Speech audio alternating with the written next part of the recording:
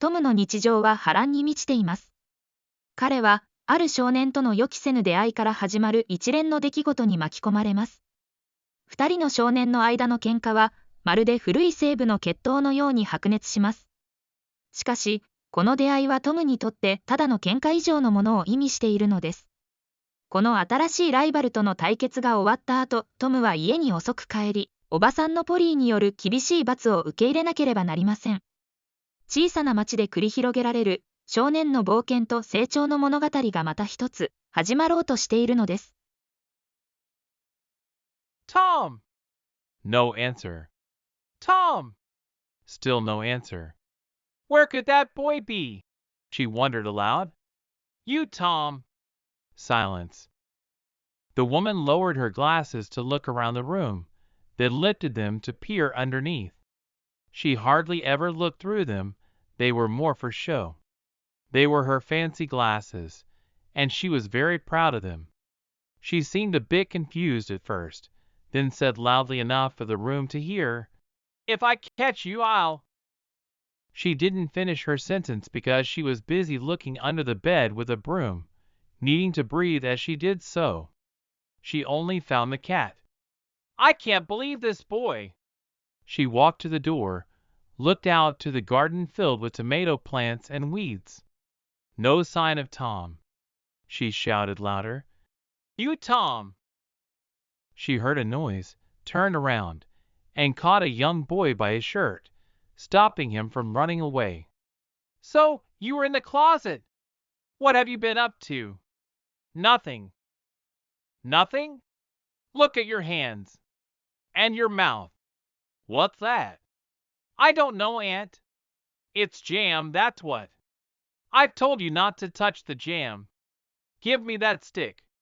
She held the stick up, ready to scold him, but then the boy yelled, "Look behind you, Aunt." She turned quickly, and the boy ran away, climbed over the fence, and was gone. Aunt Polly stood there, then started to laugh. "That boy! Will I ever learn? He's always tricking me. But he's my sister's son, and I just can't be too hard on him. Every time I think of punishing him, I either feel too guilty or he makes me laugh. I know I should be stricter. They say spare the rod, spoil the child. But it's hard. He's a handful, but he's family. I guess I'll have to make him work tomorrow as punishment. It's hard to make him work on Saturdays, but he needs to learn." Tom skipped school and had a great time.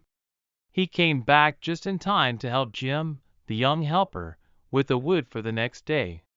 While Jim did most of the work, Tom shared his adventures. Tom's brother, Sid, who was quieter and didn't get into trouble, had finished his chores early. During supper, Tom snuck some sugar, and Aunt Polly tried to trick him into admitting he played hooky. She asked if it was hot in school, and if he wanted to go swimming, trying to be sneaky. Tom got nervous but tried to act cool, saying he didn't really want to swim. Aunt Polly checked his shirt to see if it was wet, thinking she was being clever. But Tom said he kept cool by getting water on his head, showing his damp hair. Aunt Polly was annoyed she missed that clue, but then tried another trick, asking about his shirt collar she had sewn. Tom showed his collar was still sewn, making Aunt Polly think she was wrong about him swimming. But Sid noticed the thread color was different from what Aunt Polly used, making Tom angry at Sid for pointing it out. Tom planned to get back at Sid for this. Aunt Polly was both disappointed and relieved. She thought she'd caught Tom, but was also glad he seemed to behave. Tom wasn't the perfect boy in town, and he really didn't like the boy who was considered perfect. In no time at all, Tom forgot his worries, not because they were less serious, but because he was caught up in a new hobby. He had learned a special way to whistle from a friend, a trick that made a sound like a bird's song. He was eager to practice it. As he walked, filled with this new joy, he felt as excited as someone discovering a new planet. It was still early evening when Tom stopped whistling because he saw another boy. This boy looked different, dressed nicely on a regular day, which was surprising in their small town. He wore a neat cap, a stylish jacket, pants, shoes, and even a necktie. Tom felt his own clothes looked worse in comparison. They stared and moved in a circle, keeping eye contact. Then, they started arguing about who could beat up whom. "I can beat you up," Tom declared. "I'd like to see you try," the boy challenged. "Yes, I can." "No, you can't." They argued back and forth until Tom asked, "What's your name?" "That's none of your business," the boy replied. Tom threatened to make it his business, and they kept taunting each other, each daring the other to start a fight. They insulted each other's courage and appearance, each claiming they could win a fight easily. As they moved closer, still arguing, Tom told the boy to leave. "You leave," the boy retorted. Neither wanted to back down, standing their ground. So, there they were, standing firm and pushing hard against each other, eyes locked in a fierce glare. Despite their efforts, neither boy could gain the upper hand. As they paused, catching their breath, Tom couldn't hold back his frustration. "You're just a scaredy cat and a puppy. I'll tell my big brother about you, and he'll beat you up with just his pinky finger. I'll make sure he does it too," Tom declared, puffing up with bravado, even though he didn't really have a big brother. The other boy shot back unfazed. "Oh yeah? Well, I don't care about your big brother. I've got a brother who's even bigger, and he could toss yours over that fence easily." He was bluffing too. His big brother was just as imaginary. "That's not true," Tom exclaimed.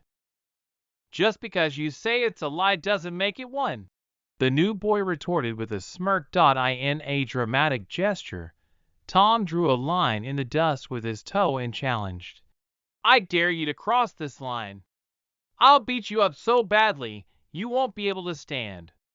Only a sheep thief would take such a dare." Without a second thought, the new boy stepped over the line, taunting, "You said you'd do it, so let's see you try. Don't push me. You're going to regret it," Tom warned, his anger rising. "You keep saying you'll do it. So why don't you?" The new boy goaded him further. Fed up, Tom blurted out, "I swear for just 2 cents I would." The new boy, with a sneer, pulled out 2 copper coins and held them out mockingly. That was the last straw for Tom, who knocked the coins away. In an instant, they were on the ground, wrestling and tumbling in the dust, grabbing at each other like wild animals. They pulled hair, scratched faces, and landed punches, completely engulfed in the heat of battle. Suddenly, the chaos of their scuffle began to clear, and there was Tom, sitting triumphantly on top of the new boy, delivering punch after punch. Between his heavy breaths, Tom demanded, "Say enough!" The fight had escalated from taunts and dares to a full-blown scuffle, each boy trying to prove his toughness in the most primal way they knew how. The boy was struggling, tears of anger rather than pain streaming down his face. "Say enough!" Tom kept going until he finally heard the boy weakly utter, "'Nough!" Satisfied, Tom stood up, dusting himself off, and declared, "Remember this. Be careful who you mess with next time." The new boy left, wiping the dust from his clothes, crying and muttering threats about what he'd do to Tom if he ever caught him again. Tom just laughed and walked away proudly. But as soon as Tom turned his back, the new boy picked up a stone, threw it, hitting Tom squarely between the shoulders, and then ran away fast. Tom, furious, chased him all the way to his house, learning where his new rival lived. Tom tried to confront him, but the boy only made faces from behind a window, and his mother eventually came out, scolding Tom and telling him to leave. Feeling defiant, Tom swore he'd get back at the boys someday. That night, Tom arrived home late. Trying to sneak in, he found his aunt waiting for him, ready to scold him for the state of his clothes. Seeing how dirty and torn they were, she decided that Tom would not be enjoying his usual Saturday freedom, but would instead be spending the day doing hard chores as punishment.